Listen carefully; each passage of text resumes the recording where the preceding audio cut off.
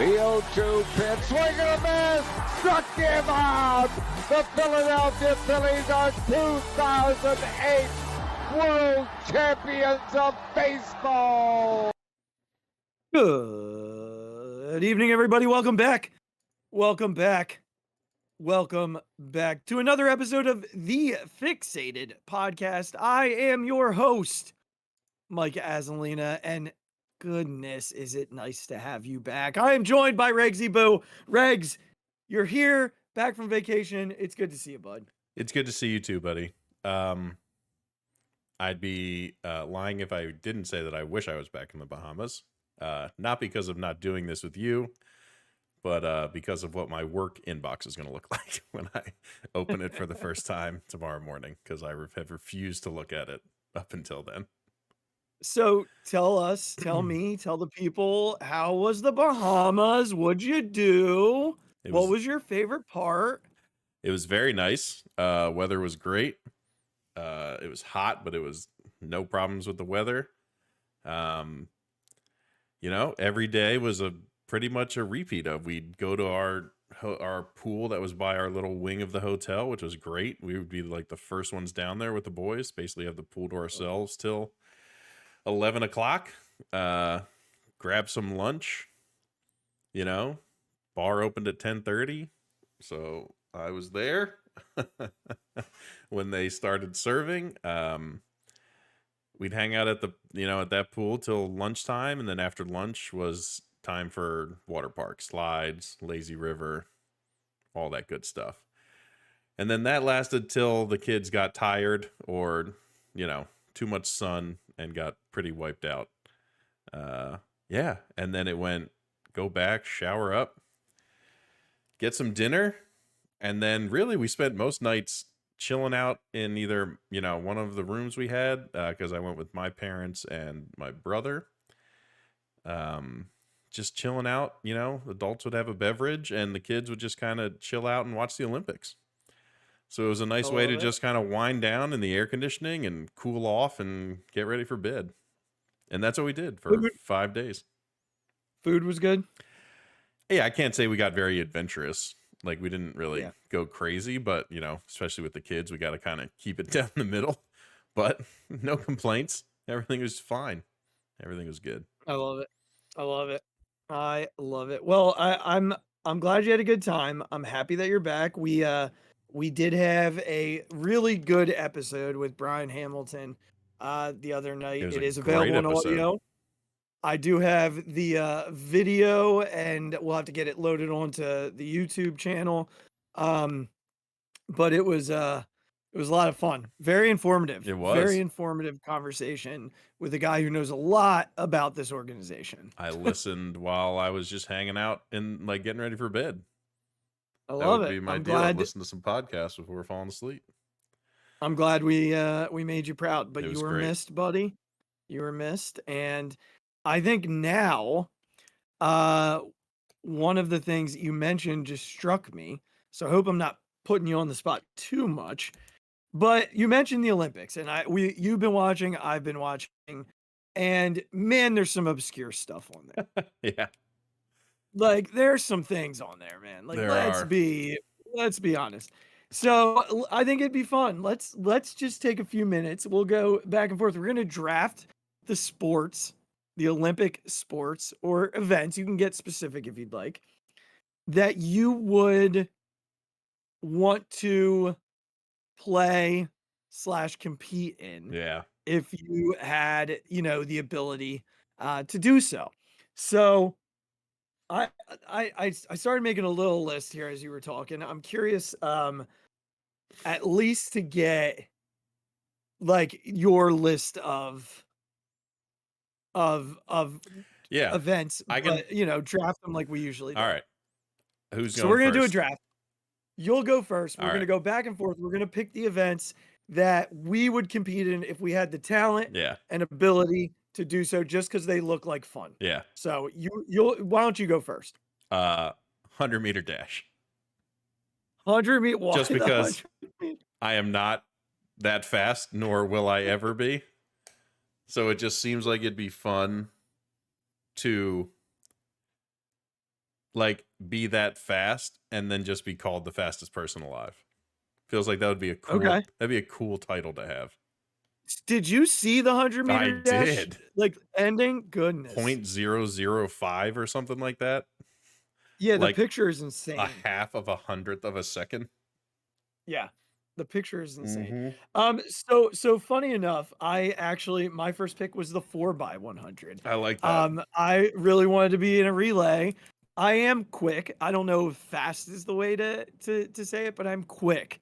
And I would want to be the last one to go. I gotcha. I'd want to be the hammer. Be the anchor at the yep, end. I like it. Let me be the guy to end it. That's my number one. I feel like the energy would be palpable. I like that. What's your number two? The 4x100 medley for swimming. Okay. All right. I would want to be talented enough to do all the strokes well enough to like set a world record in that. I feel like you can call yourself like a pretty good swimmer if you're the best at, at putting all the strokes together at once. So it's funny. I actually don't have a single swimming event on mine. This is a shout out to my father, former collegiate swimmer. I was going to say your father swam deep into like a career, a collegiate career. Something about like, I love watching it, but man, that looks so intimidating to me. I just don't think I could do it. I just think, God, it'd be fun to do that. Yeah, it's wild. Speaking of intimidating, my second pick is rugby. There you go. It's a good one. The scrappy little dude who just wants to get under people's skin and run around as fast as I can. And I also love when they lift the people up. Yeah. That's me. Yep, I like that. That's me. Also, teams have a closer. Again, there's a trend here. I want to be the closer. So that's my number two. You're up. All right. This one's going just towards like me. If Regz right now could be this good, I'd want to be in the golf and win a gold medal. I kind of figured you were going to say that in golfing, because that last round today was like awesome. Yeah, it was cool to watch. Yeah, I kind of figured that's where you were going to go. So I'm going to go a different route, not a sport I ever played. I did put together a really good team, but we're not talking that style. Beach volleyball. I would absolutely see myself enjoying beach volleyball. Yeah. What an intense 2-on-2 sport. And again, like just kind of the energy when they're playing is pretty nuts. So beach volleyball it's a blast. Yeah. I'd be in on that. Mine is very similar, but I'd want the 5v5 volleyball, the indoor. I'd love to be an outside hitter in one of those things. So did they do a 5v5? I haven't seen 5. Mm-hmm. I've not seen that. Okay, or whatever it is. Is it 6, 5, whatever it is? I think it's the regular. 6. Yeah, I think it's 6. The regular indoor volleyball. Yeah. Okay. All right. I like it. Again, another shout out to my mother, who was a collegiate. I was going to say player. you're giving. Yeah, they just look really like it. Just seems look. like so much fun to be that athletic. I actually did try out for E-Town's club volleyball team way back in the day. Did you? I did. I don't remember you doing that. I did. I don't remember you doing that. Mm-hmm. Because I wanted to see if I could do it. I think, I feel like I had the skills in there. The athleticism that those guys have is wild. Yeah, it is pretty ridiculous, honestly. It is pretty ridiculous. Okay, so I'm kind of between two things here. This might surprise you a little. I think I'm just gonna go with it. I'm gonna go with it. I was between the pommel horse in gymnastics or the vault, and I'm gonna go with the vault. Yeah, I like that. The athleticism that you have to do that is insane to me. So I'm going my second to last pick is the vault in gymnastics. All right. I'm going to cheat a little bit, but I think the sports are fairly similar in their essence, not for what they are. Water polo or handball. I just feel like in like regular handball, you get to throw some cracks at people and that seems like a lot of Mm-hmm. fun to me.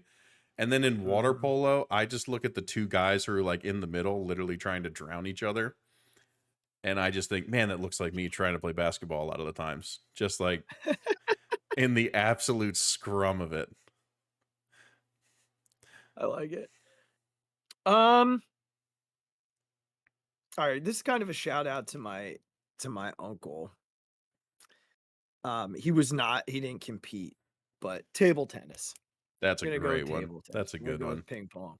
My uncle had a table tennis ping pong table down in his basement, and we would play for my cousins and I would play for hours. Yeah. When we were over there, even on days where it was beautiful and the pool was open, we'd be down playing ping pong all day. And then my uncle would come down and just whoop us. Yeah. So That is a yeah. good one. All right. Good draft. So you had the 100-meter dash, the 4x100 medley, swimming, golf, indoor volleyball, team-wise, and the water polo handball combo at the end. I did the 4x100 relay track event, rugby, beach volleyball, the vault, table tennis. So you have to let us know when you see the video what events you would do. That's right. If you had the chance to be an Olympic athlete. I mean, I love watching like people who do archery. Like that is insane. There's not many things I put on that I won't watch at least for a few minutes. Yeah. Like some of the longer ones, like the bike races or things like that. They just take too long. So like shout out for all the people who are into that. Good for you. Love that it's there for your enjoyment. That's right. But I've been enjoying like the Peacock streams. They have like these multi-views. It's like Red Zone. Yeah, so it's like for the Olympics. Team sports, and it'll show you 4 different things that are going on, or there's like a main cast and they show you 4 different things going on. Those are great because you can just have it on in the background. You know, you pick which one you want to hear the audio from. Maybe you blow one up for a few minutes, if the basketball game's in the last few minutes, but it was great. Yeah, I've been watching the same thing. Did you see, I forget where he was from, but the dude who won the shooting who just like hand in his pocket. Yeah, like yeah. No glasses, no little magnifier. It's just a pair of readers and basically a hitman. And his hand doesn't move. That thing wasn't moving. No, it's unbelievable. It's crazy. Unbelievable. It's been fun. I am excited that we're sort of in that like heavy metal stretch right now. Yeah. We're I think tomorrow is either the quarters or the semis for the 3-on-3 basketball. We're getting into like pool play for volleyball or out of pool play. Sorry, we're in like the actual tournament volleyball, actual tournament basketball. So, sort of rounding the corner. Women's golf starting up. Yup. Soccer, I think, is heading into this home stretch too. So, all good stuff, all exciting stuff. It's been a good Olympics so far. And I'm excited to watch the last week. Yeah. This is it, right? This is the last. I think the 11th is when it's done. Yep. Yeah, Saturday or Sunday. It's wild. It is moving. But all right, man. Well, we've got some stuff to talk about here outside of our Olympic dreams and reaches. I mean, probably reaches more than dreams. But we've got a football team that kicks off its exhibition season this coming Friday, which is fantastic. They just had their open practice on Thursday. Yep. That had about 56,000 people in attendance. I don't know how many teams have that sort of fan support for an open practice, but the Eagles certainly do. So we're going to talk just some news and notes on the Eagles. We're not quite at a point where we're going to start diving into the like really big conversations or predictions yet. I think there's still some stuff ahead that we have to wait for until we're ready to make those major predictions and what I usually do, which is my reaches for the year. The love when the football bold predictions come around. the bold predictions. I Oh love it. gosh, they're coming. We're probably 3 weeks out from. We're getting there. And then we got some Phillies baseball to talk about. Thankfully they won today, and we'll Oh get my into that God. because I think tonight could have been very bad had it turned out like the last few nights, or I guess the last 6 games to this point. But Regs, let's start here in Eagles. We've got a couple of things that I want to hit on as we dive into the preseason, because there are some positional matchups, positional competitions that I think we need to address. And I want to start at the quarterback position. No, Jalen Hurts is not being threatened for the starting job. That is not in question. Jalen has been, by all accounts, not just one or two beat writers, but national writers who have watched them practice, players who are involved in the practice, regional writers who are there every day. Jalen's been that good. We talked about it before you left that it's been a good start and he seems locked in. I I I don't typically fall into the preseason training camp non-padded stuff. But when we go from what was going on in the spring when everybody was like, "Oh, Jalen looks terrible," Mm-hmm. to Jalen hasn't thrown an interception, everything's in rhythm. There's a giddy up this year. Everything just looks and feels different from a Jalen perspective. There's a lot to be excited about there, and I don't need to spend a lot of time here. I just think it's very interesting that he's taken so well to this offense already, and it's showing. The highlights I saw from Thursday night's live practice, moving in the pocket, moving out of the pocket, avoiding the blitz, avoiding rushers just in a 4-man rush, and finding receivers and Goddard in the end zone on multiple occasions. It it looks like we might be getting our boy back, Rex. Yeah, I think like you said, he takes actual statistics from this time of year with a grain of salt. But I think the things we heard about a few weeks ago was he's holding onto the ball a long time. Like they're not completing passes in 7-on-7, which is what that's basically built for, is to get your rhythm down. So I think there are just little things, like you said. He seems to be moving very well. He seems to be athletic and quick, and that he's also making good decisions in the passing game, and putting the passes where either his wide receiver is going to get it or nobody is. Right. So I think those, along with the sort of pocket presence that you talked about, are the things we look for from Jalen, because those are the things that when they're going bad, they're bad. And Jalen isn't Tom Brady, who's 6'5" or things like that. Like, he can't make up for that in other ways yet. He's not that quarterback, but if he's got confidence in the pocket, he looks athletic, and he's being accurate and getting the ball out quickly, those are all good indications. Who knows if they translate to the regular season, but we'll certainly take it over always holding onto the ball too long and just scrambling away from everything and not really in the rhythm of the offense. Right. And some of it last year, there were moments where he just went down because of the knee. I'm still convinced that played a major role in his inability to do some of the things that we got used to. And hopefully, Jalen stays healthy. We know they went out and traded for former first round pick Kenny Pickett from the Steelers. And there have been now 2 training camps that people have really liked what they've seen for Stanford back Tanner McKee, who's a 6th round pick for the Eagles, a project, if you will.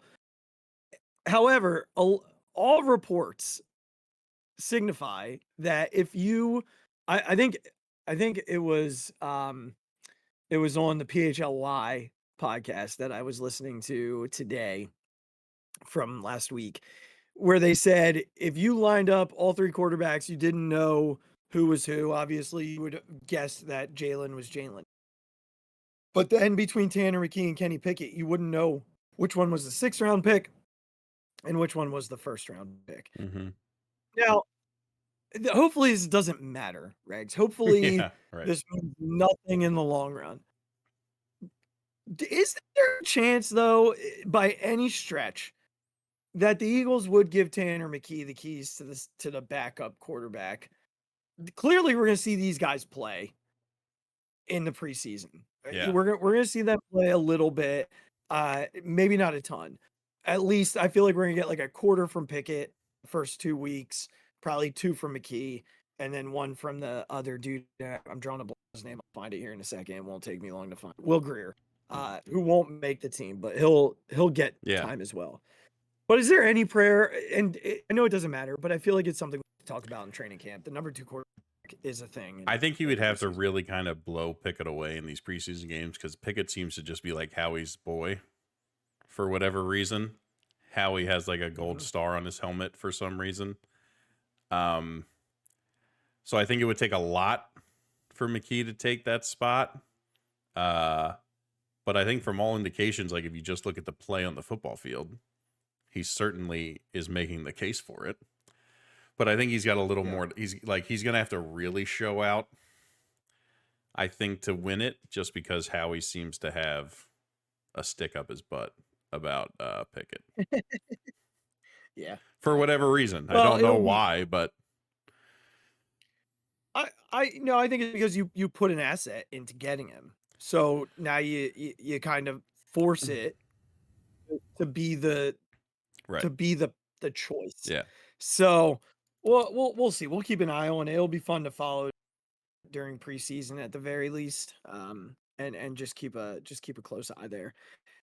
There's another positional battle that does matter. Tyler Steen felt like he was going to get every opportunity to be the starting right guard. However, he is now hurt, shelved, hasn't practiced.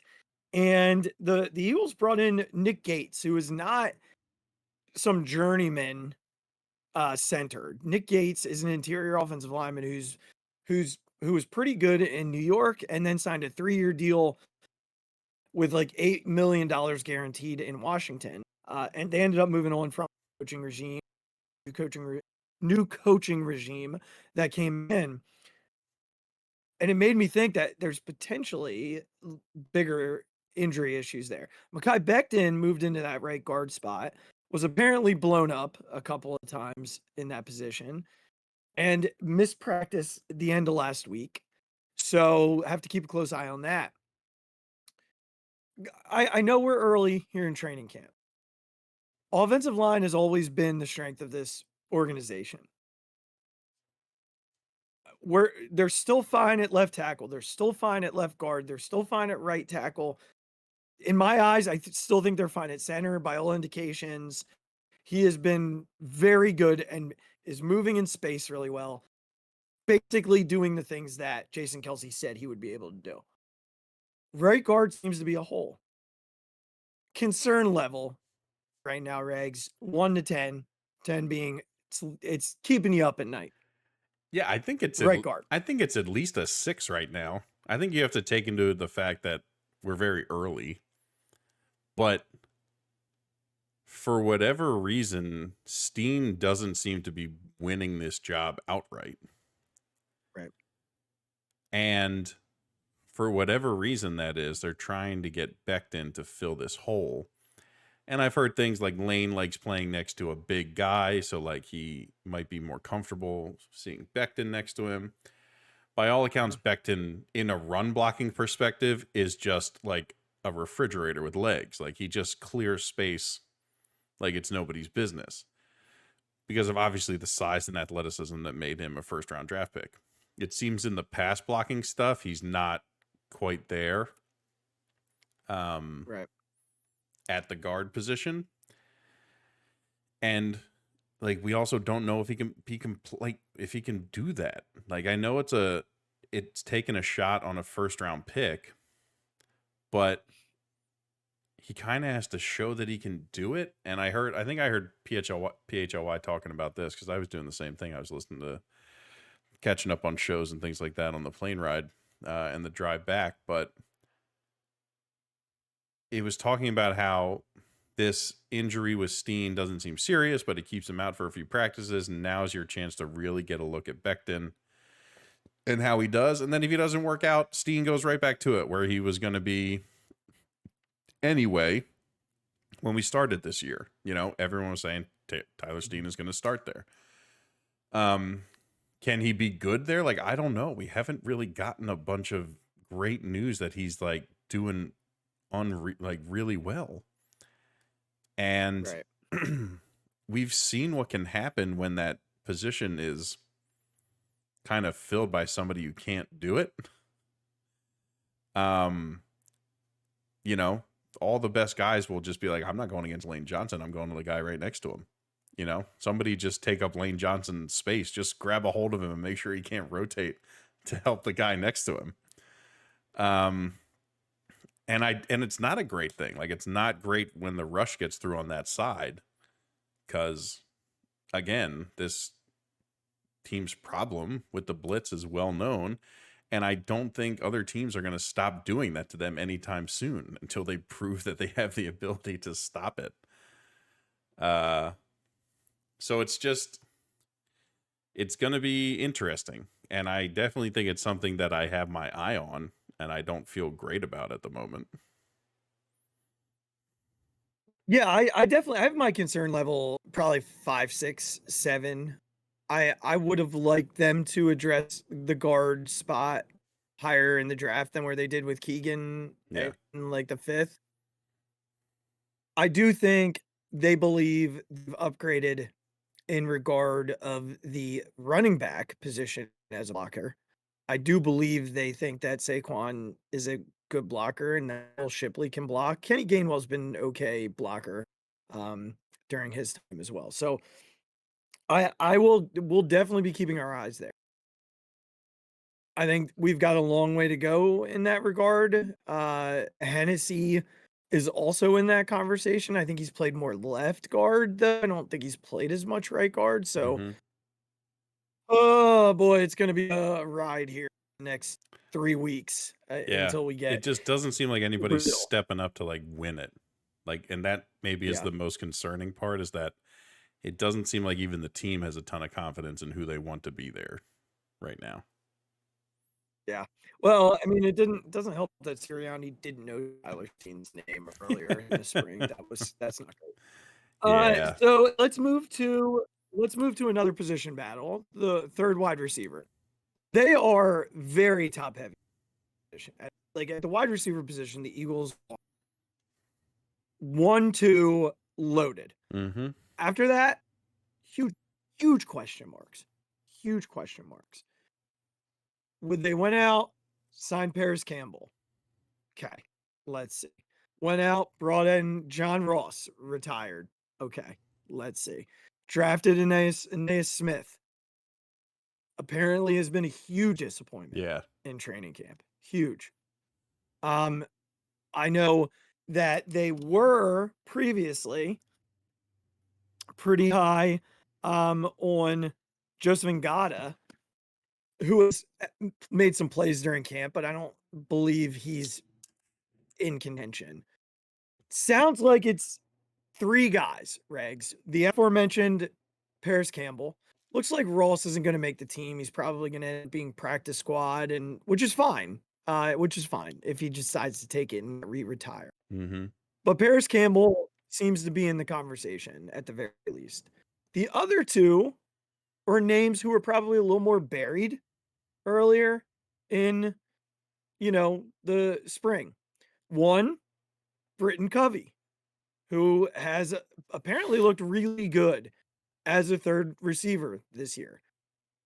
He's had guys on skates. He's made the plays when he's throwing the ball as well. When he's gotten the ball thrown his way, and it hasn't just been McKee throwing it to him or Pickett. Jalen seems to be trusting him a little. And then the third one is rookie wide receiver Johnny Wilson, who is a huge dude. Huge dude.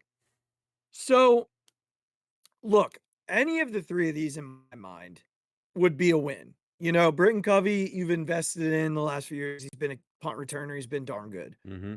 Paris Campbell, a free agent that has had a lot of issues staying on the field.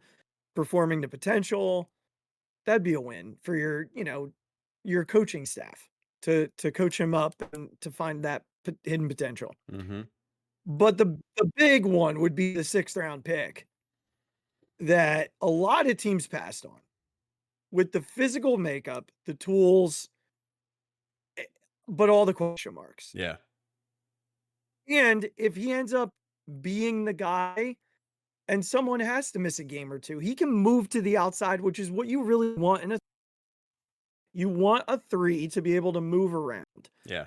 So it also allows you, if he can play on the outside, to chess piece AJ Brown and Devontae Smith into favorable matchups. So I don't know if you have thoughts here. I think it's interesting that he's emerged and he's gotten a bunch of snaps with the ones. I think that's a big deal, man. Yeah, I agree. I think I just hope that they use this position as like a way to just keep the defense off guard. Like you're probably bringing in Wilson for red zone plays just because of the sheer athletic ability and the matchup problems that he creates when he's out there. And like you said, by all accounts, he's been that kind of guy that just creates like, how do you guard him? How do you possibly guard this guy with the athleticism and the size that he has? And so I'm just kind of hoping that they don't stick with one person. Like, I don't want this to be a one person job.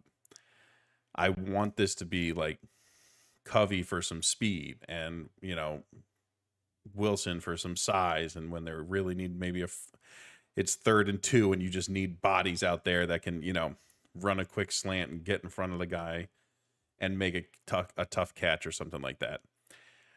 So I'm not necessarily looking for one person to do this. I'm hoping they just use this as we're going to keep a few guys who give us different advantages in different situations. Well, I will say that he did throw at least one, and I think I remember seeing video, 2 jump balls in the end zone to Wilson.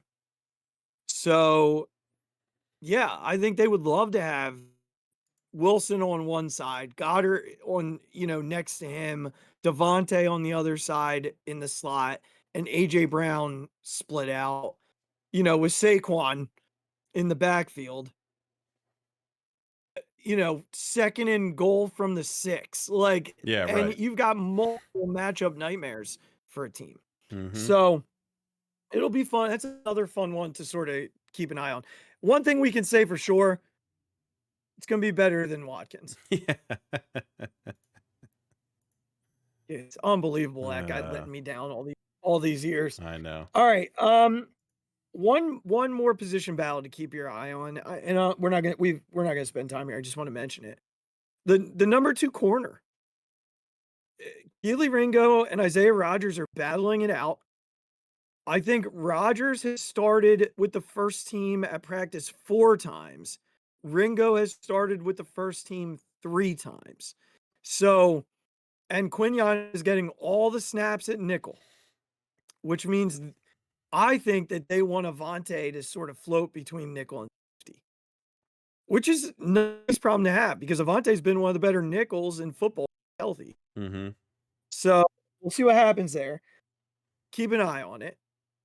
Before I get to just a few more notes, I want to ask one more question. First exhibition game this Friday. There are 4, right? They still do 4, or is it 3 now? It's 3. God, I don't know. Good question. I think it's down to 3 with 17. I think it's 3. Either way. You looked it up while I asked this. Here's the question I want to ask you. When I say starters, I mean Jalen Hurts, Saquon Barkley, AJ Brown, Devontae Smith, Dallas Goedert, Lane Johnson, like your key guys. How many drives would you say those guys play over the course of what I think is 3 preseason It is games? 3. I just checked. I'm putting the number at 5. Per, so they're either per playing game or total? No. Total. Oh. Total. I don't think those types of guys see the field until week 1. I'm going to go the opposite way. I'm going to say 1 per game, so 3. 1 drive each game. Okay. Now, look, it's very possible that you're right, because I know last year they asked Nick about how slow of a start they were off to in terms of the offense getting going, and if he would reconsider playing them in the preseason. And he said, when next year rolled around, he would look at it again with the coaching staff. Here we are. There are so many question marks that if one dude goes down before the season, the regret is it's job losable. Yeah. If you lose someone in preseason. It's true. I obviously am going into this with the positive thoughts that everyone comes out of this unscathed. Yeah. It's goodness. It would be very bad. Yeah. So just before we go, a few more notes, jump over to guys who seem to be on the downturn. Two names that people haven't been speaking highly of. One is Cooper DeJean because of his injury. I don't know that it's fair to count him out. I mean, the guy's banged up, but it feels like it's been a minute. We'd like to see him get some practice reps. The other, Bryce Huff, who seems to be a no-show through the first full week of practices. Now, he's lining up across from Lane Johnson, who is going to Canton in like 8 years. Yeah. So he's not going to be facing Lane Johnson every week. Let's just be honest. That's not happening. Right. So we've got to keep that in mind. But it's not great when it seems like stock down on Bryce Huff. Guys who we're hearing a lot of. There's a tier 1. It almost feels like cheat code to say this, but apparently Devontae Smith got better from what I've read and seen. The routes are crisper. I don't know how. The hands are stronger. I don't know how. But good to know. Love it. Good to know. Chauncey has been the defensive captain. By everything out there, he has been loud. He's been obnoxious. He is setting the tone for the year, and they missed that attitude last year. So it is good to have him back. He's got a chip on his shoulder too, because he was not ranked in the top 10 safeties in football. Kevin Byard was number 4. So don't know how that worked out. Some names that people might not expect to be on the most talked about in a positive way. One that caught me off guard was defensive end Thomas Booker, who has apparently been really good in practices, very explosive. It's at a position of need. We know that is a very rough position for them. Along those same lines, Jalix Hunt, the 3rd-round pick, who was supposed to be a project, apparently looks the part. Good to know. And last but not least, my new guy, Will Shipley. There you go. Has looked very good in practice. All the intangibles, smart, quick, catches the ball. Had a comparison to Danny Woodhead.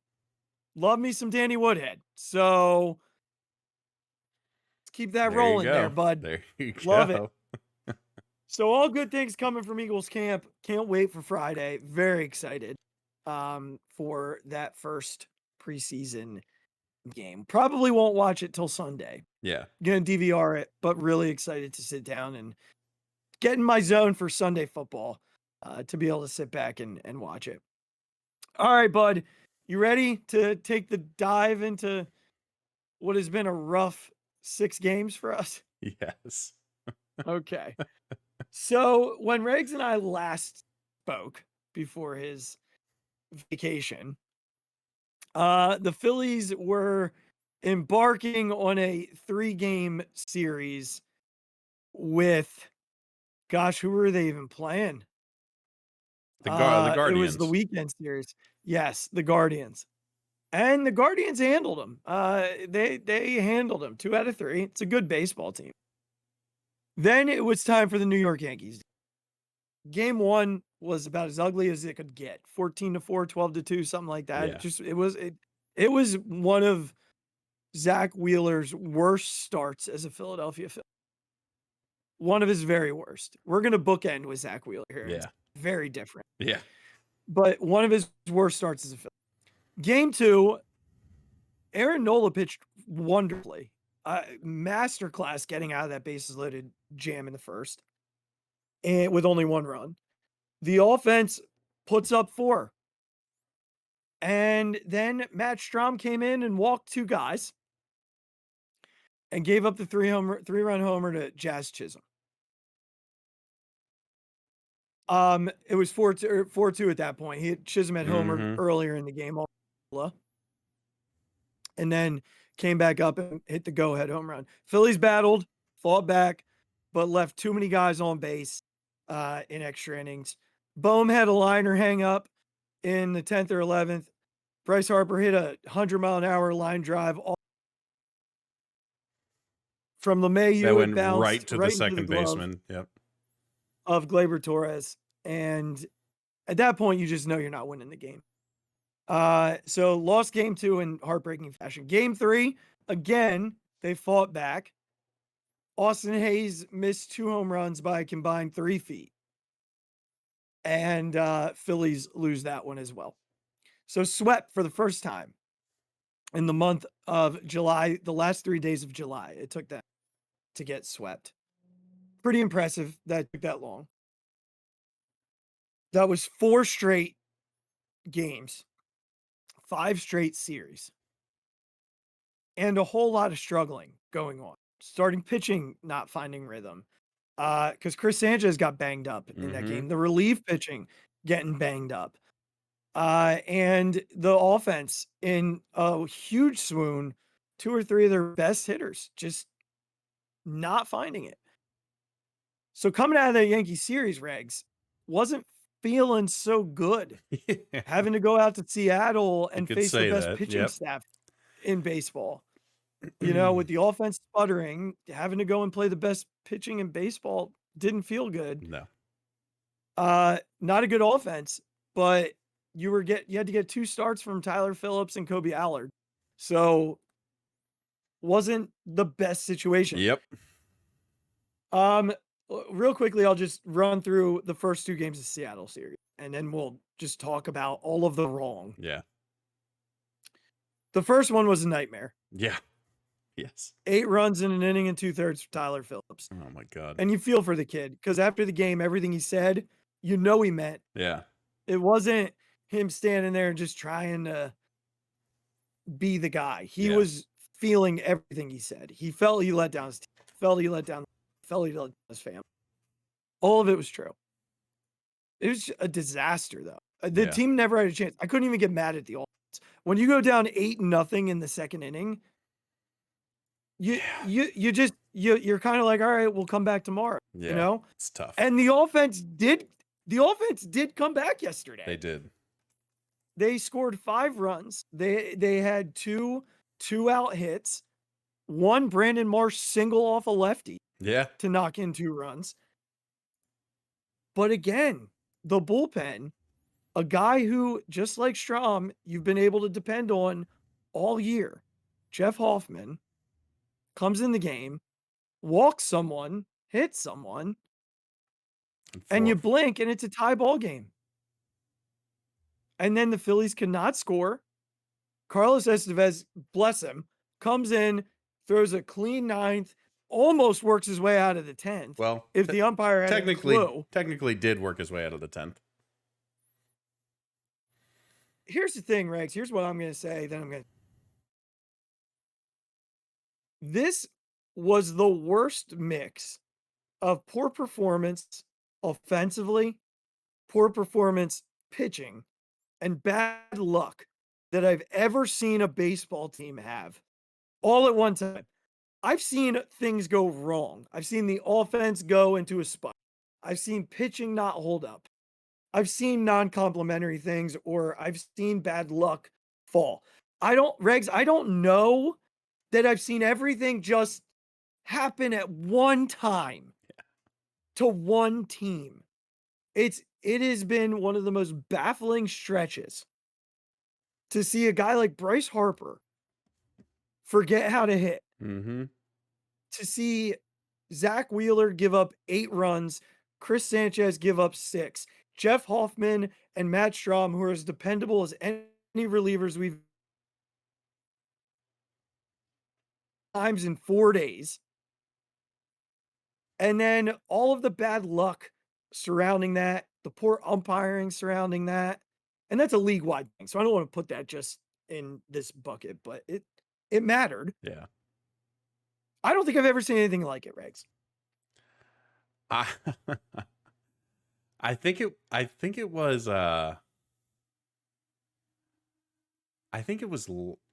last night went with like the walk-off walk after the blown third strike call.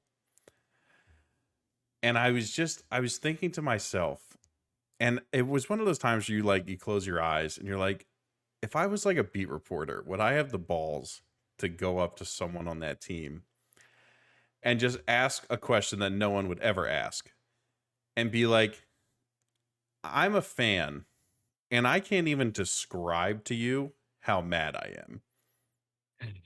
Like, it's an unhealthy level of mad. Yeah. Like, I'm not on this baseball team. I haven't ever swung or thrown a pitch or had stepped on the Citizens Bank field in my entire life.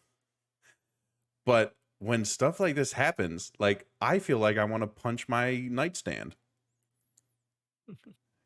And like, you think about, would someone have the balls to just be like, can you, like, my job as a reporter is to like try and give the fans something to understand by having access to players and coaches and all these things and observing the team from a deeper level than any fan will get. And I want to be like, can you just like, is there any validation to like me? I know how I as a fan feel. Like, can you guys just give an honest answer about how you feel? Because if I was one of you guys, I'd be bashing a Gatorade cooler with a baseball bat. You know what I mean? Or like, I'd be ripping my locker to shreds with how you guys have been losing now, like for the past 3 weeks. And I thought about what maybe a real answer would be from somebody. And it's like you said, it was to the point where I had to like sit and be like, I can't even like process my own anger. I can't believe how they're feeling, like really feeling. Like, if you just sat them down in a private conversation, how like, and they told you the actual truth about how they were feeling. And it was just like, something has to go right.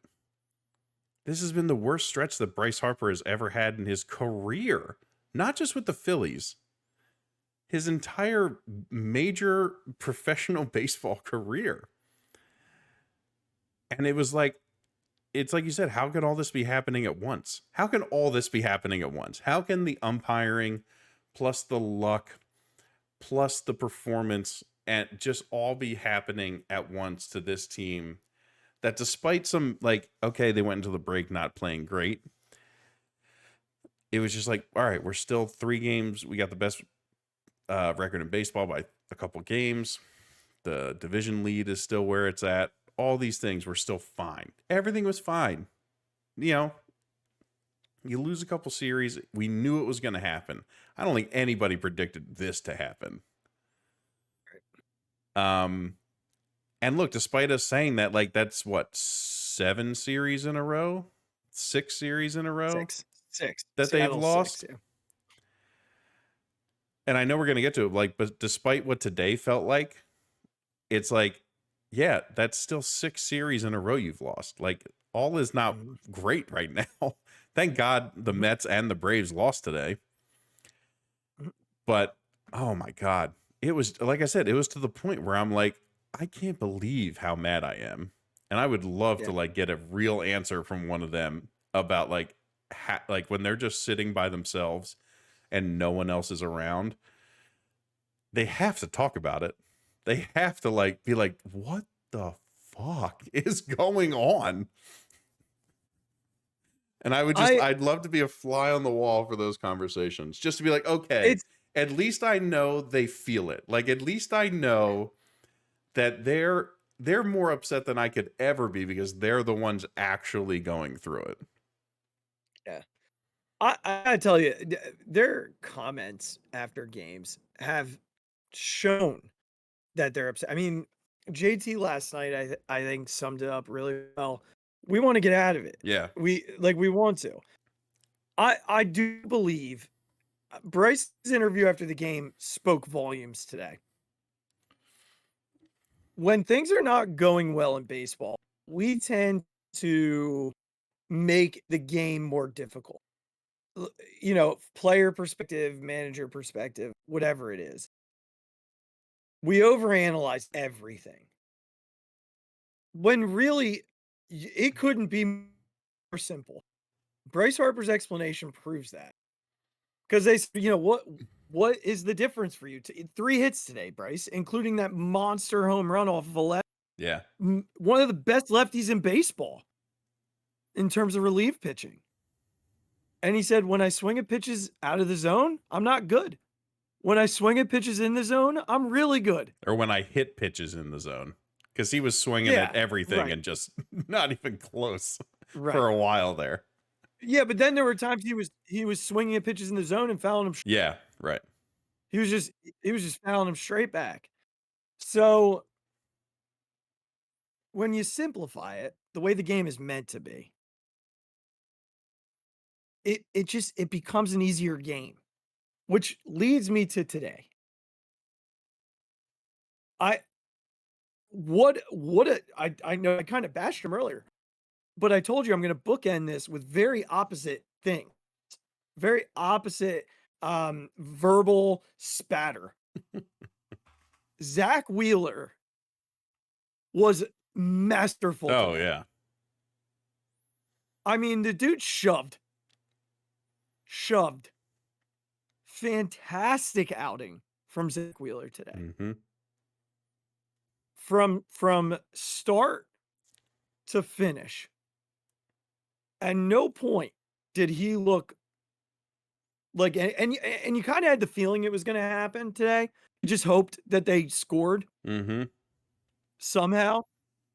A couple of things that I want to point to that aren't going to get a ton of credit in this game. The first, Nick Castellanos' 15 pitch at bat. Yeah, saw that. In the second. I know it ended in a 98 mile an hour ground out. But Lucas Gilbert's pitch count flew because of that at bat. And Nick started 0-2 in that count. Yeah. He just battled. Yeah.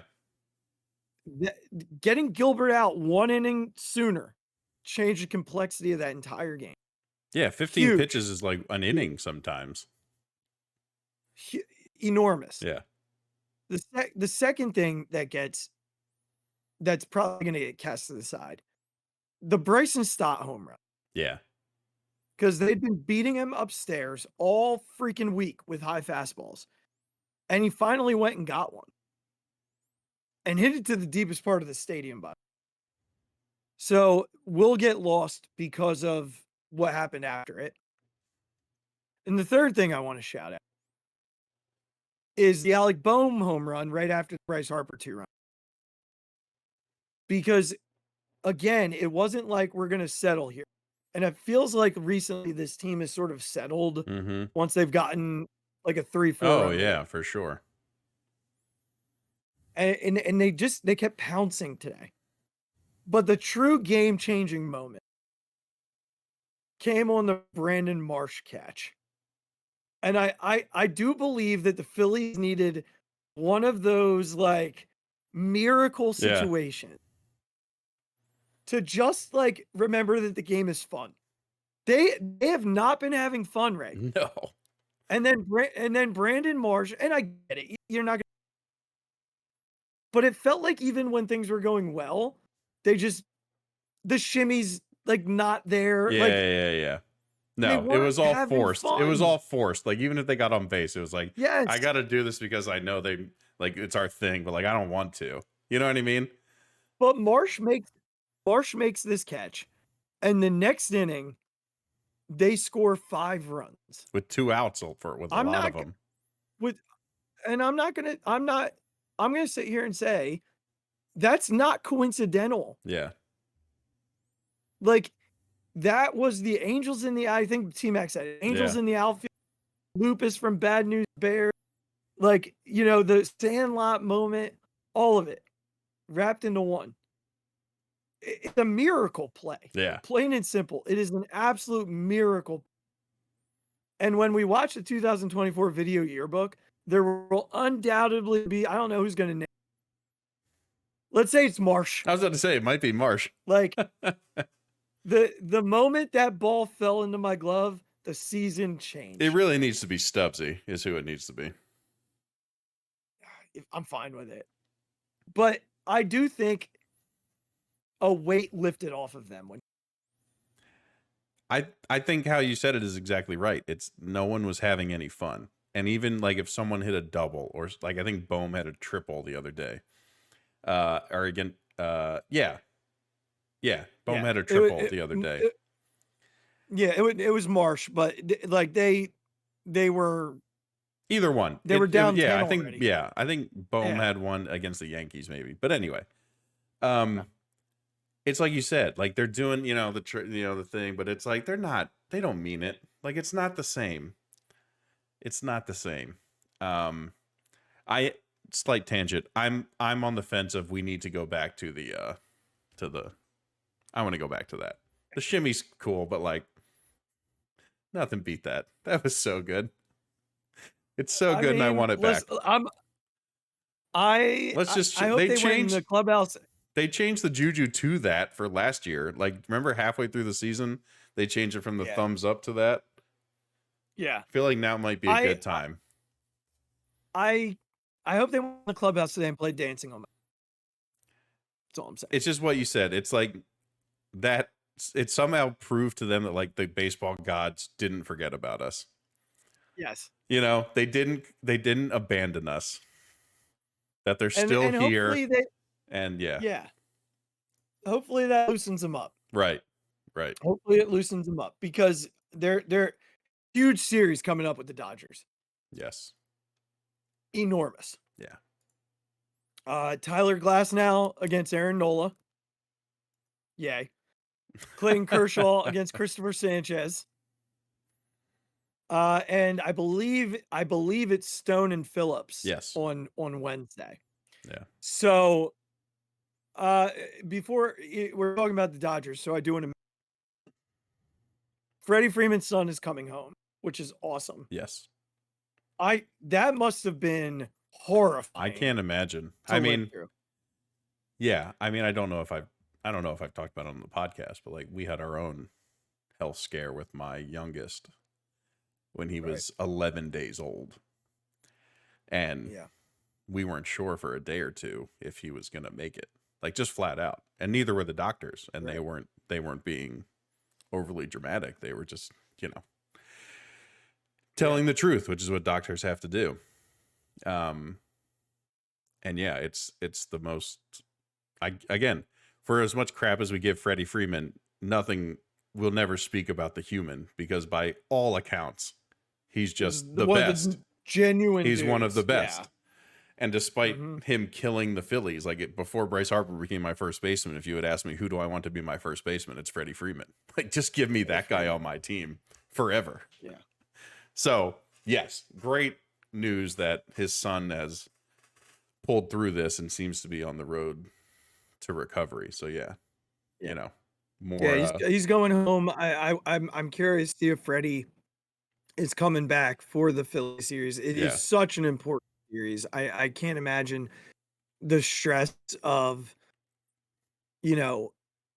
what's going on with his son. So I don't know if he's going to be home. I don't know if he's going to come play. I mean, but at this point, wishes and continued health to absolutely that family.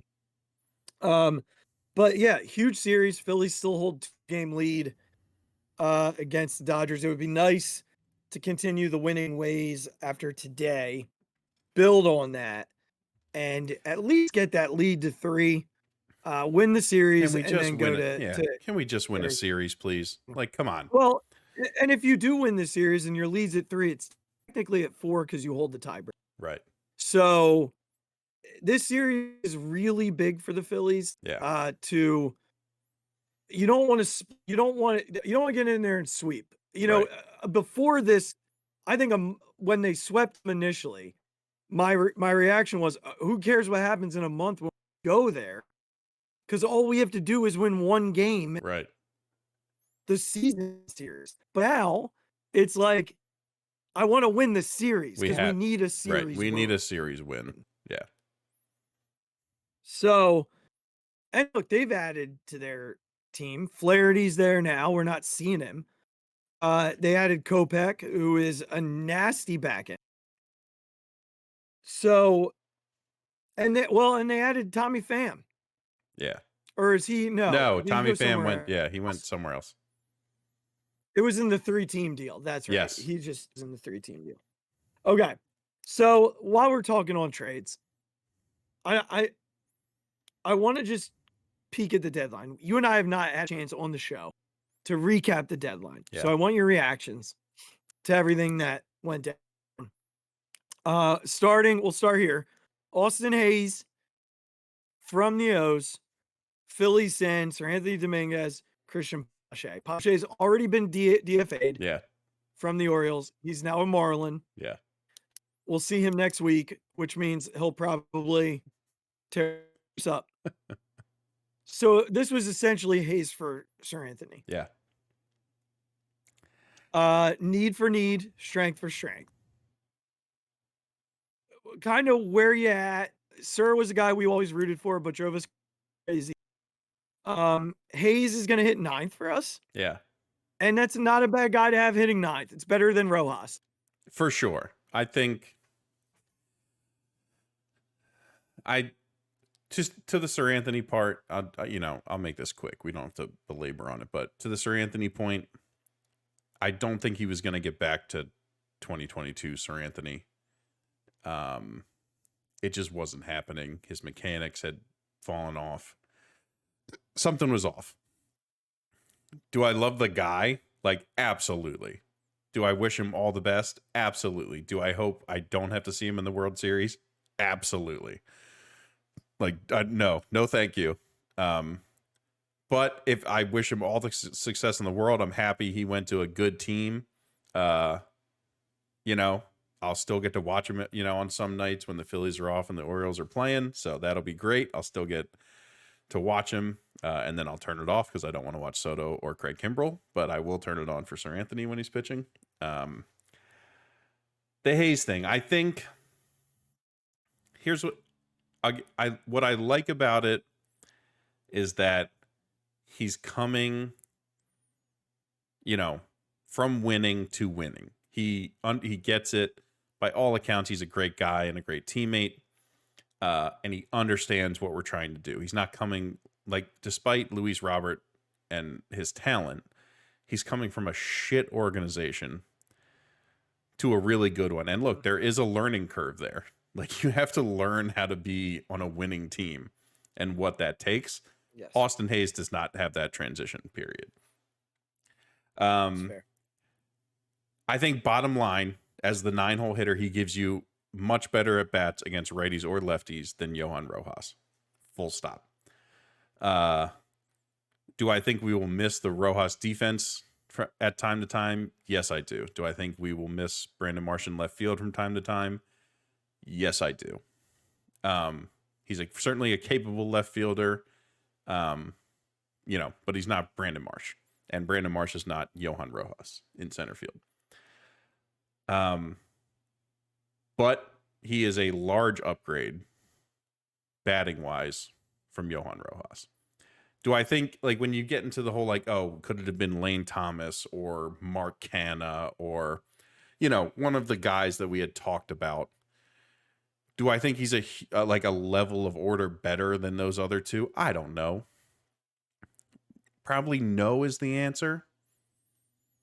You know, he was an all-star last year, which I don't think Canha or Lane Thomas have ever, you know, were.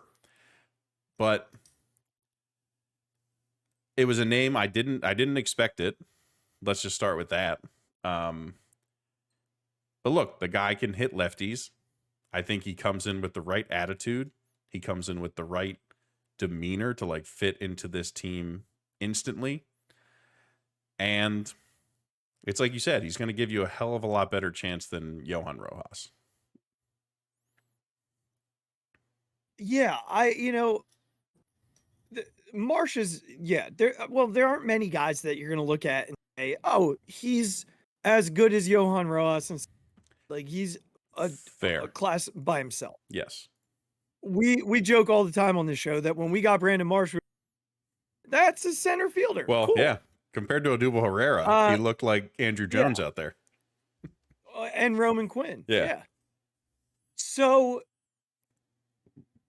when it comes down to, Rojas's defense, if you have a 1 or 2 run lead in the postseason in the 8th inning and Nick makes the last out, you're 100% changing that defense around. Yes. And Brandon's going to right, Johan's in center, and Hayes is staying in left. Yeah.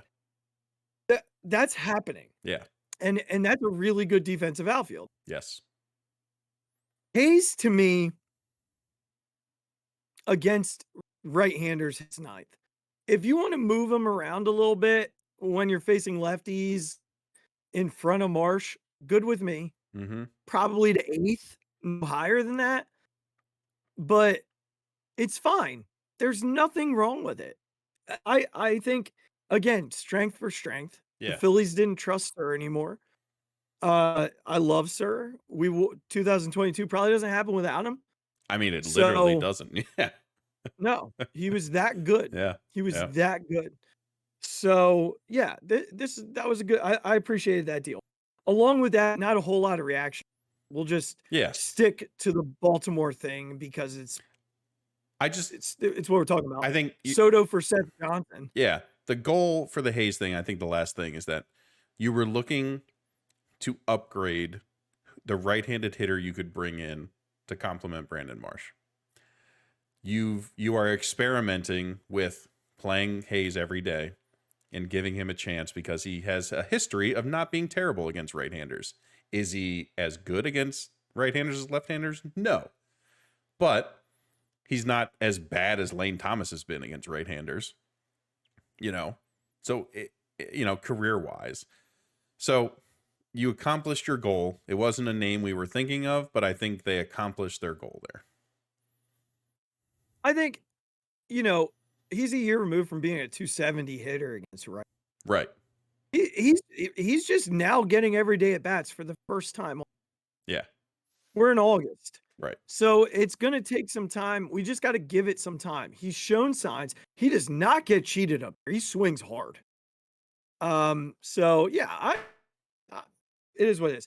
The Soto for Seth Johnson deal, addition by subtraction. Seth Johnson doesn't ever have to pitch a day in a Philadelphia Phillies uniform. Yeah. And this trade was a win. Yes.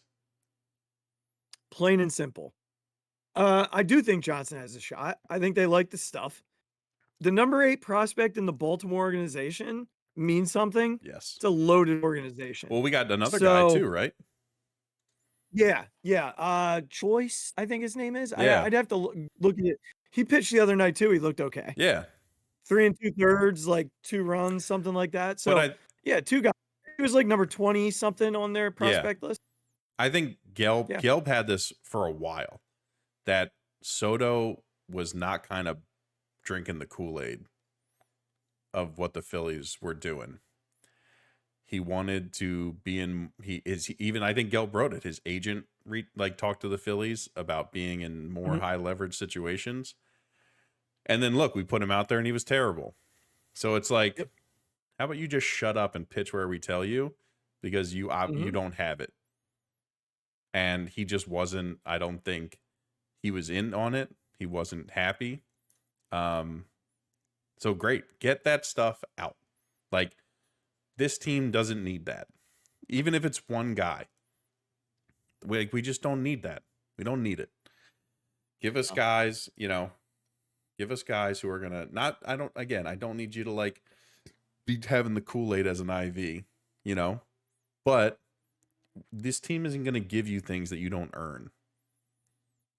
And Thompson is a good enough guy. He gave him a shot, right? He gave him 2 shots. He barely got out of one and didn't get out of the other. Yeah.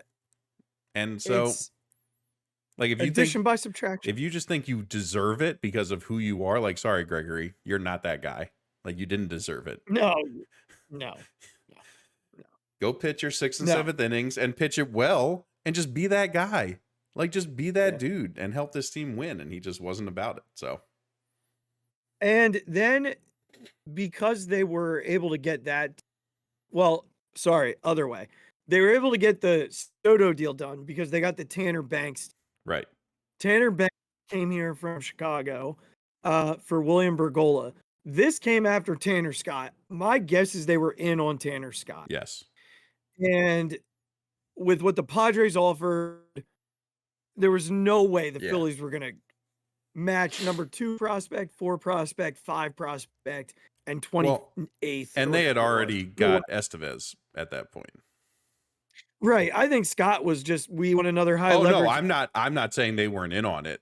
I just think when they see that price, when you already got Estevez, you're less likely to pay that price. Yeah. The Banks deal to me, I love Bergolla. You guys talked about him on the pod. High contact rate guy, doesn't strike out, knows how to hit, not a lot of power. Probably his ceiling is an everyday guy, but a stud defenseman, right? Average. Yeah, he's a good defender. So let's stick at second base. Average everyday player, maybe super utility guy, like a Mundo type with a lot more contact. So I was disappointed to see that name. Right. But what Tanner Banks gives you come postseason is a lefty that lefties don't hit. Right. And we've got to deal with lefties in the post. You got Matt Olson. You could have Ohtani and Freeman in the same freaking inning. Mm-hmm. And Muncy if he comes back. Yep. There are lefties all over the place. Corbin Carroll, if you have to deal with the Diamondbacks again. Yep. And he looked good at his first 2 appearances. Yeah. So, and he had to pitch some righties too.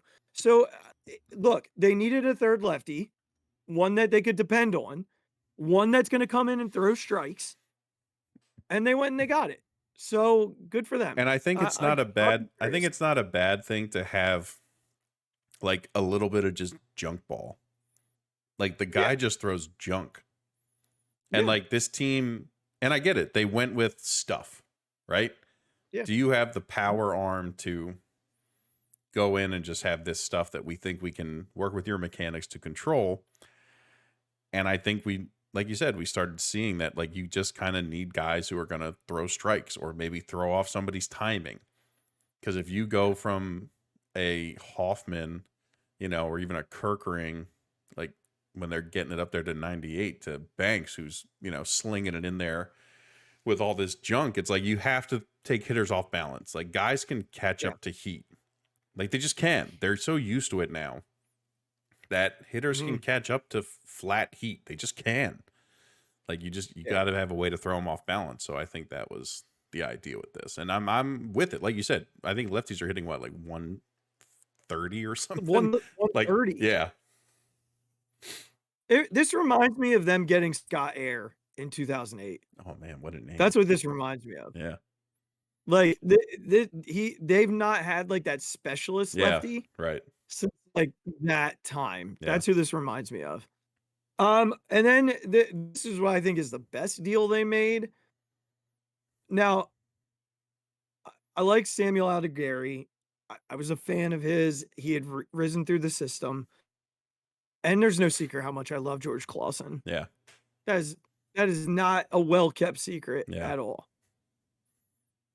As a matter of fact, I still follow the minor league team he pitches for now, just so I can watch. 5 innings last night, 10 strikeouts. Attaboy. Yeah. Now, it'll be interesting to watch him in Anaheim because, like, what a black hole they that don't is. develop. Jesus, right. They don't develop well. Yeah, right. Once he goes to AA, the adjustments, if he can't figure them out himself, right, I don't see them helping him figure it out. Yeah. But the end of the day, the relief market was insane. Yeah. What people were paying a premium for these guys. And Carlos Estevez,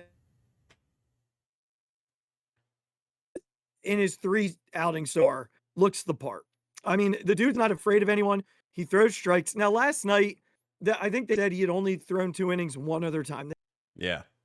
It's very evident he can't throw 2 innings. Yeah, and I don't think he'll be asked to do that very often. He came back out last night. He couldn't throw the slider at all. Yeah. Like, he had no control of the slider. Yeah. So, to me, last night's not on him. Last night is because they didn't have anybody else to pitch. Right. Technically still got out of it. Yes.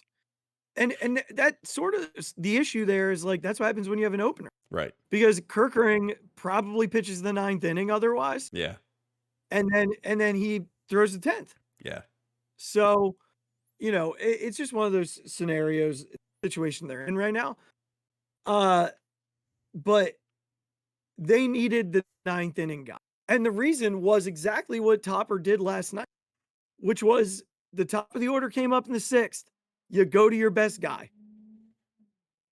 Mm-hmm. And that might be something Jeff Hoffman has to get used to. Right. He's been used to the 8th or 9th inning. So maybe he wasn't ready for that. I'm sure they had the conversation. Yeah. But it's going to take some getting used to for him to know that, like, if the 6th inning rolls around, now it's not going to happen often where they're going to use him in the 6th. In the regular season. Right.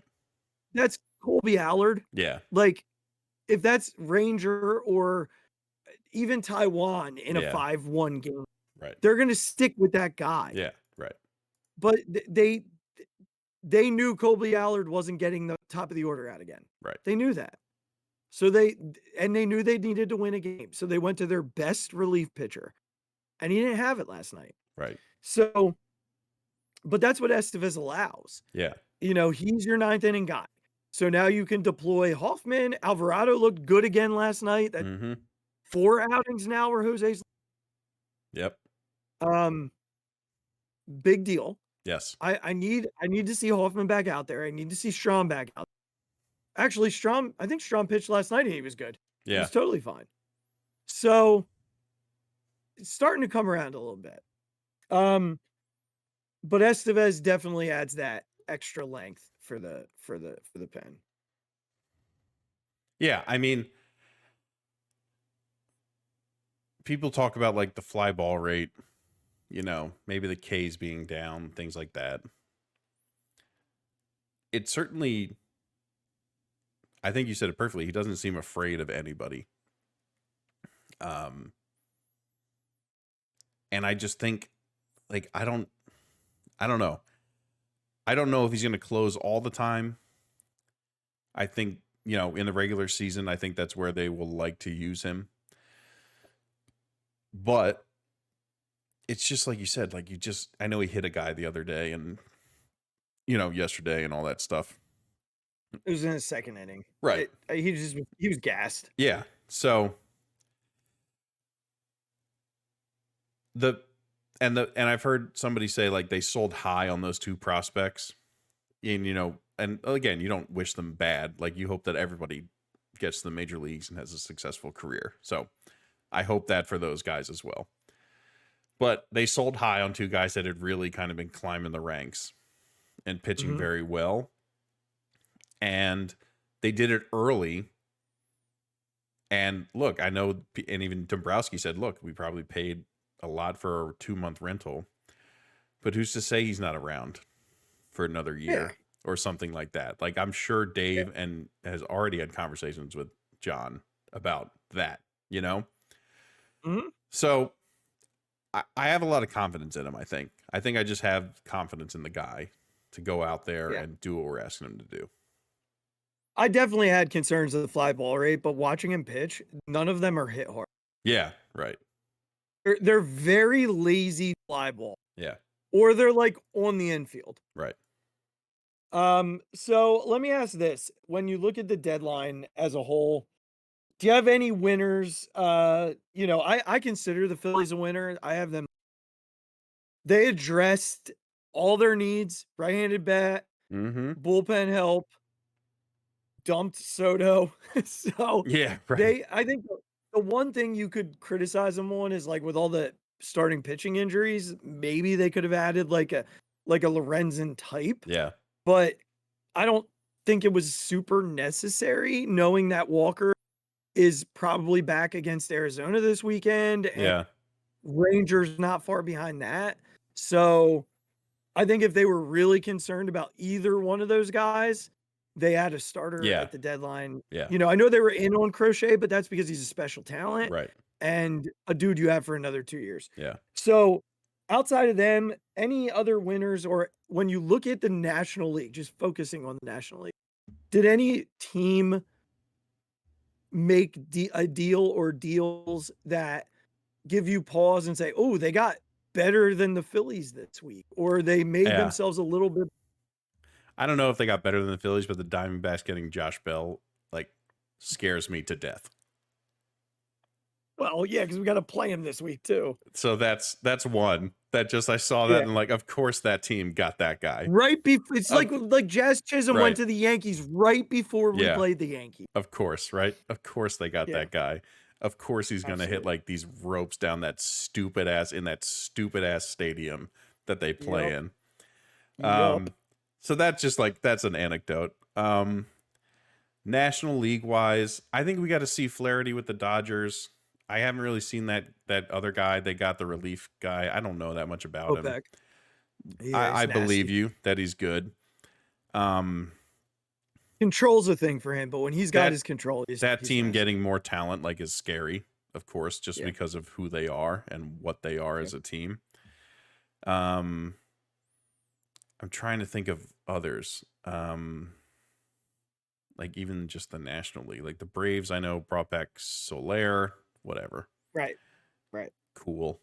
Thanks for playing him in the outfield for us, I guess. Because Ozuna can't do anything but DH. So, I don't know. I don't know if many people did better than the Phillies. I think the Phillies like did what they had to do to fill the holes they needed. I am not one of the folks who was mad, like particularly mad about not making a huge splash and like giving up the Crawford, the Abel, the Painter, the Miller. I just don't think like this team had the best record in baseball without any of these guys. You do what you have to do to bolster the weaknesses you see. Yeah. That's what they did. And they got rid of some stuff that they just didn't have trust in. Right. So like this team only will do as well as the top talent on the team. It's not going to come back to if like Austin Hayes is the best player in baseball. Like that's not what this is about. It's not about if Brandon Marsh can be the best player in baseball.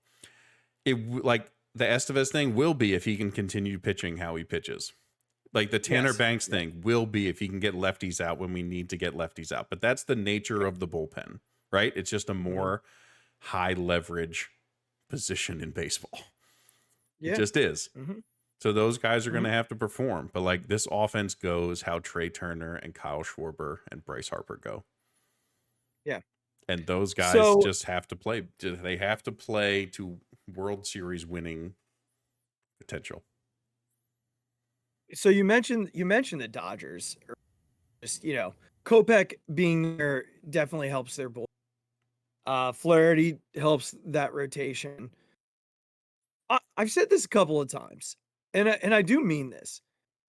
Once you get through like 1 through 4 or 5 in their order, they don't scare you. Yeah. Like, they just don't scare you. 5 when Betts is healthy. Yes. Maybe 6 with Muncy. Yeah, Muncy's very streaky. He's very streaky. Yeah. Yes. You can get Max Muncy out. There's a drop off. Like, there is a huge drop off from Will Smith to even like the left fielder that I'm drawing a blank on right now. Teoscar. No, not Teoscar. Yeah. Teoscar Hernandez. Yeah. Isn't it? Yeah. Is that's who it is? Yeah. There's a big drop off. He's a good player. Right. But like when he came up against the Phillies, it wasn't like, oh gosh, here's Teoscar Hernandez. Yeah. No, you know what I mean? You're much more scared of Will Smith. Yeah. Correct. And Freddie Freeman. Yeah. Like the 1 through 4 is crazy. Yes. And I know some people probably feel that way about the Phillies 1 through 3. But like, I will tell you right now, teams fear JT Realmuto, Nick Castellanos, Alec Bryson Bohm. Stott more than they fear Kevin Biggio. Yeah. You know what I'm saying? Yeah. So, and I agree with you about the Braves. Like, Soler was their big move. He's a DH they didn't really for the add Giants. anything else. Yeah. Yeah. I mean, the Dodgers added Tommy Edman and my guy Kiermaier. Yeah. But not a whole lot of offense to a team that, sure, 1 through 4 can carry you through a playoff series. Oh, for Absolutely. sure. Yeah. Absolutely can. But when I look around the league, I don't see teams that made a huge splash. Like, no team made that huge deal. Yeah. Like, the Yankees needed a closer, didn't get one. They could have used another bat as far as Jazz Chisholm. If you played the Phillies every day, yeah, right, would be fantastic. Well, yeah. I looked up this series for him. He was like 2 for 15 or something like that. Yeah. Of course he was. Right. Because he had 9 hits against the Phillies in 3 days. Yeah. So like, I mean, Aaron Judge is on another planet. And of course, Juan Soto is one of the scariest hitters in the world. Sure. But again, that's 2 guys. Yeah. Right. Yeah, if you get to the World Series and you're playing the Yankees, I'm fine pitching to Juan Soto. But Barry Bonds' treatment to Aaron Judge all series long. Yeah. Unless you're up 5 and he leads off an inning. Right. Nothing. Yeah. He sees nothing. Yeah. To me, I think the team that probably did the most in terms of, they made themselves really short in a series are the Padres. Yeah. Because they added that Adams dude from Tampa. And they added Tanner Scott. They already have a decent bullpen as is. And the rotation isn't half bad at all. So, they got enough offense. Their offense still doesn't scare me. Yeah. But if they claw like 2 runs across, 3 runs across, and get into that bullpen. Yeah, you don't have a ton of confidence getting through there. No. Yeah. That bullpen is that's not fun. Yeah. That is not fun. So that team, I think, you could call them winners at the deadline. 2 other winners, they're not buyers. But the Marlins and the Rays got a lot back. Oh my God, for the dudes they traded. Yeah. And some guys that are going to terrorize us 5 years before they trade them. So it wasn't like a major deadline. Yeah, right. The White Sox just lost their 20th straight game, but didn't make a ton of deals. They traded like Kopech and or Flaherty was a Tiger. Yeah, Flaherty was a Tiger. Yeah. They traded Kopech. I mean, Banks, and that we got. Eloy Jimenez. Yeah. Yeah. So and you could say Baltimore a decent deadline as well. I don't think they did enough in the bullpen. Yeah, I don't they think basically they just built ours. They're trying to get new guys in new situations. Yeah. And the Pirates had a fun deadline. Yeah. Went out and added a couple like mid-tier bats, and again, that staff in a short series in October is a nightmare. Yes. Plain and simple. Yes. No one wants to see Skeens in game one of a wild card series. Yeah. Which I believe right now, I haven't looked at the standing this week. I've been trying to avoid it, but since the Phillies are back to 6, that 5 number didn't make me feel good. Yeah. As of now, they're further out than I thought they were. They're 3.5 out. The Pirates. So, okay. Arizona's in the last spot right now. Okay. If the playoffs started today, it would be Milwaukee, Arizona, Atlanta, San Diego in the first round. That Atlanta San Diego thing is something. And the Phillies would get the winner of that one. Seems like we can't get away from either of those teams. No. No. But with all the baseball left to play, that could change. I mean, you've got the Mets within 2 games, the Cardinals within 3, the Pirates are within 3. So yeah. So much can happen, man. Yeah. So much can happen. All we got to do is Phillies winning baseball games. It starts with building off of what just happened. Absolutely. That's what it comes down to. If I may for a second. Last night I received a survey on my MLB app, which was perfect timing, by the way, after the loss, because they wanted my opinion about the on-field experience. And they actually gave me a character box to ask me what is one thing that I wish would improve about the Major League Baseball experience, in-game experience. And if I may just read my response. I screenshotted it. I hope this is also your Phixated, because I think this is perfect. This is it. Beautiful. If you could change one thing about the on-field game, what would it be? Here's my response. The pathetic umpiring that goes without accountability every night. Enter. Fix that shit. Period. Did you say PIHX? That would have been good. No, I should have. Listen, Regz, I've said it a million times. Within just the confines of the show. Mm-hmm. There's a serious umpiring in Major League Baseball. That's no surprise to anybody. Yeah.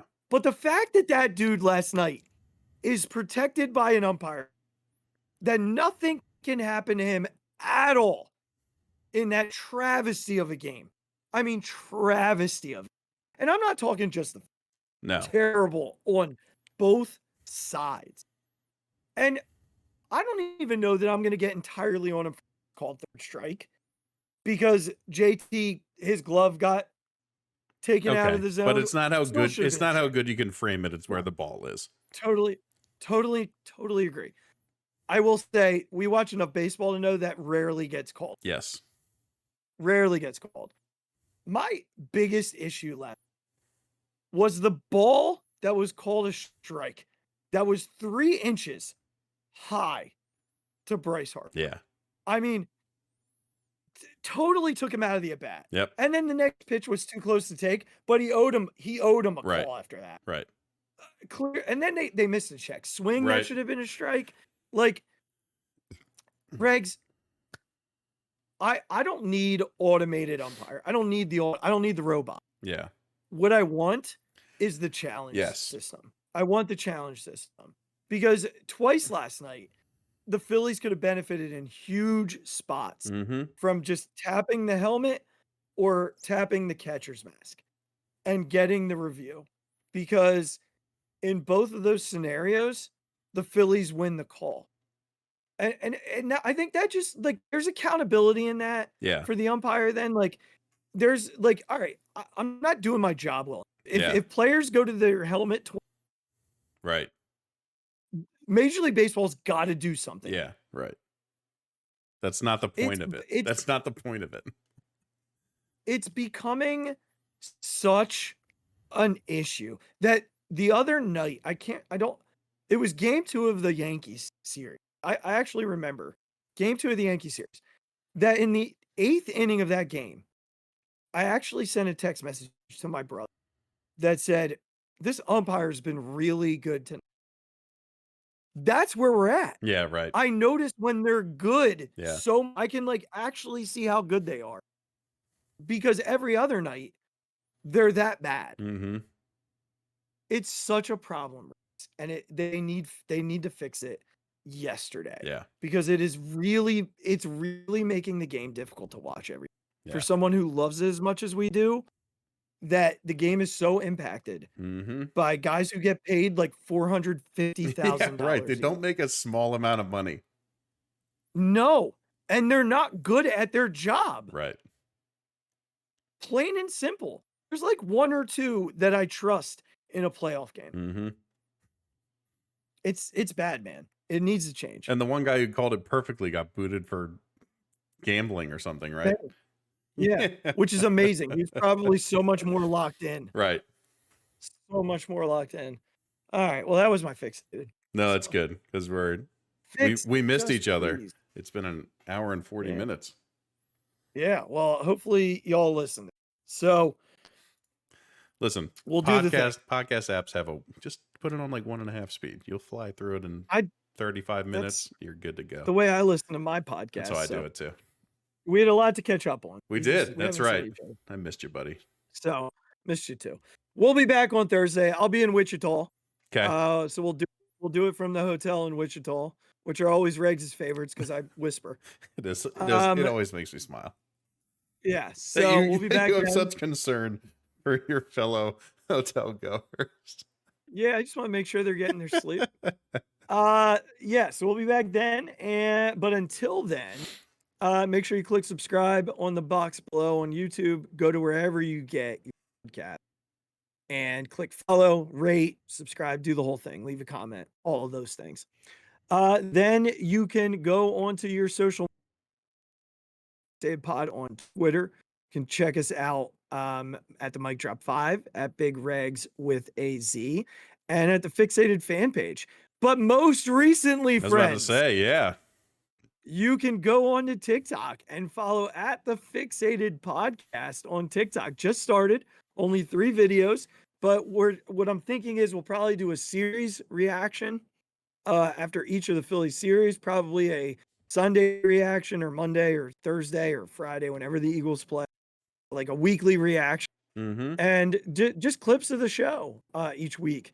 We'll drop in there as well. So make sure that you go and follow there. Good engagement so far. Like I said, 3 videos, less than probably 12 followers there's like already. 7 or 8 comments on the one video. Yeah, so we're, it's definitely something we've been wanting to do. Finally figured out a way to get 2 accounts on my phone. So that was the roadblock, the barrier, and we're finally there. Listen. Make sure you click the merchandise link in show description. But anything to add, bud? No. Thank you to your work with that. We are old men, so TikTok is a foreign land to us, especially me. Yeah. Azzy, you made me break. I had not had TikTok on my phone ever, and now I do. Well, be careful. And now I do. Oh no, I literally only go to it when we post something. So I'm not getting into the TikTok world. It's in a folder on the second page. It only gets opened when we post something. So it's a scary. I know. I'm not ready for it. I'm not ready for it. Did you get alerts for when we post? Yes, for us. Yes, nobody else. Okay. All right. Cool. All right, everybody. We appreciate you listening. We will be back on Thursday to record back with you on. Until then, we appreciate you. Be kind to yourself. Be kind to one another. We love you. Phil's. Just Bryce, keep it going, please. Stay hot. For the love of God, don't make me punch my nightstand. Oh my God! Deep to right field, way up there and way out of here. The Philadelphia Eagles are Super Bowl champions. Eagles fans everywhere, this is for you. The 0-2 pitch, swing and a miss, struck him out. The Philadelphia Phillies are 2008 World Champions of Baseball.